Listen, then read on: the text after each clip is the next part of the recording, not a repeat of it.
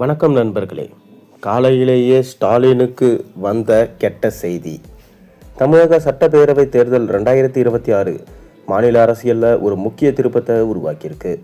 பல தசாப்தங்களாக திராவிட முன்னேற்ற கழகம் மற்றும் அனைத்திந்திய அண்ணா திராவிட முன்னேற்ற கழகம் ஆகிய இரு கட்சிகளுக்கிடையே நடந்து வந்த இருதரப்பு போட்டி இம்முறை முற்றிலும் மாறுபட்ட வடிவத்தை எடுத்திருக்கு.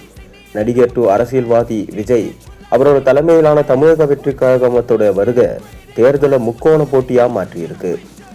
கடந்த 50 ஆண்டுகளுக்கு மேலா திராவிட சிந்தனையை மையமா கொண்டு தமிழக அரசியல் நகர்ந்து வந்தது.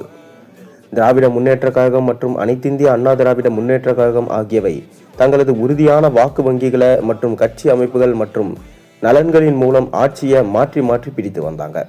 குறிப்பா மு.க. ஸ்டாலின் தலைமையிலான திமுக அரசு 2021 சட்டப்பேரவை மற்றும் 2026 மக்களவை தேர்தலில் வெற்றி பெற்று தனது ஆதிக்கத்தை ரொம்பவே வலுவாக வச்சிருந்தது.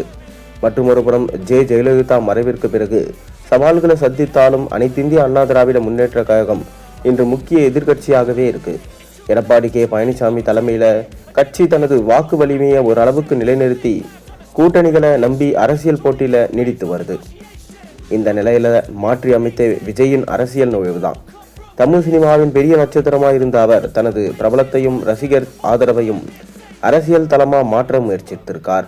தமிழக வெற்றி கழகம் அவரோட இளைஞர்களை மையமாக கொண்டு ஊழல் எதிர்ப்பு, நல்லாட்சி, சமூக நீதி போன்ற கோஷங்களை முன்வைத்து விரைவான ஆதரவை பெற்றிருக்கார்.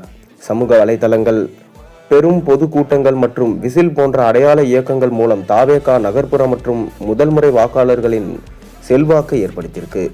கணிப்புகளின்படி முதல் முறையா போட்டியிடும் மேயர் இருந்தாலும் 15 to 20% வாக்குகளை பெறும் திறன் இருக்கு என சொல்லப்படுது.